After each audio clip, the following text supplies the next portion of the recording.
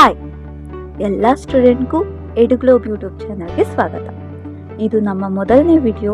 ಇನ್ಮೇಲೆ education related ಏನೇ ಇದ್ರೂ ನಾವು ನಿಮಗೆ ಅಪ್ಡೇಟ್ ಮಾಡ್ತೀವಿ.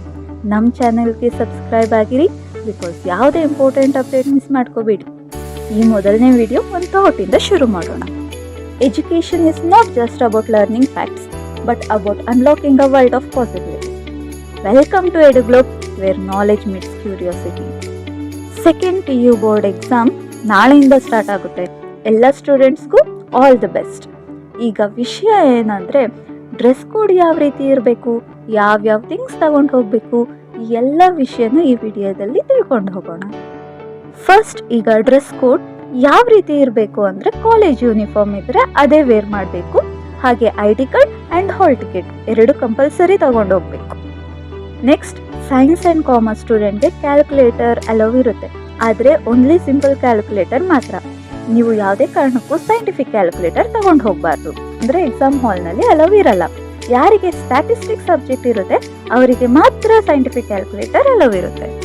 ಒನ್ಸ್ ನಿಮ್ಮ ಟೀಚರ್ ಹತ್ರ ಕನ್ಫರ್ಮ್ ಮಾಡ್ಕೊಳ್ಳಿ. ಈಗ ನೆಕ್ಸ್ಟ್, ವಾಚಸ್ ಬಗ್ಗೆ ತಿಳ್ಕೊಳ್ಳೋದಾದರೆ, ಸ್ಮಾರ್ಟ್ ವಾಚಸ್, ಡಿಜಿಟಲ್ ವಾಚಸ್ ಈ ಥರ ಯಾವುದೂ ಅಲೋವ್ ಇರಲ್ಲ. ಬರೀ ಅನಲಾಗ್ ವಾಚಸ್ ಮಾತ್ರ ಅಲೋವ್ ಇರುತ್ತೆ. ನಿಮಗೆ ಡೈರೆಕ್ಟಾಗಿ ಹೇಳಬೇಕು ಅಂದರೆ, ನಂಬರ್ಸ್ ತೋರಿಸುತ್ತೆ ಅಲ್ವಾ, ಆ ಥರ ವಾಚಸ್ ಮಾತ್ರ ಅಲೋವ್ ಇರುತ್ತೆ.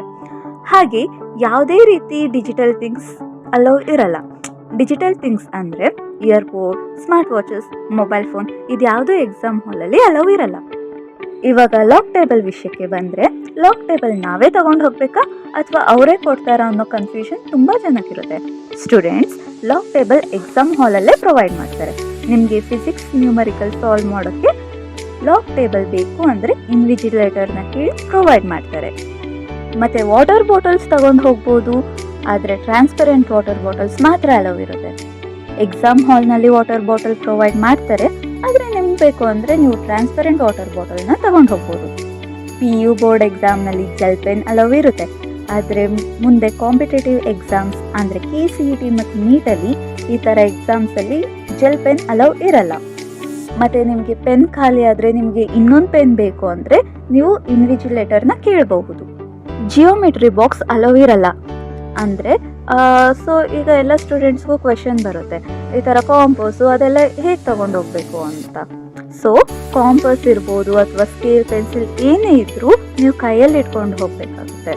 ಮತ್ತು ನಿಮಗೆ ಏನೇ ಡೌಟ್ಸ್ ಇದ್ದರೂ ಕಮೆಂಟ್ ಬಾಕ್ಸಲ್ಲಿ ಕಮೆಂಟ್ ಮಾಡಿ, ಫುಲ್ ಕ್ಲಿಯರ್ ಮಾಡ್ಕೊಳ್ಳಿ. ಎಕ್ಸಾಮ್ ಚೆನ್ನಾಗಾಗುತ್ತೆ, ಟೆನ್ಷನ್ ಮಾಡ್ಕೊಳ್ಳಿ, ರಿಲ್ಯಾಕ್ಸ್ ಆಗಿ. ಮುಂದಿನ ವಿಡಿಯೋದಲ್ಲಿ ಸಿಗೋಣ. All the best.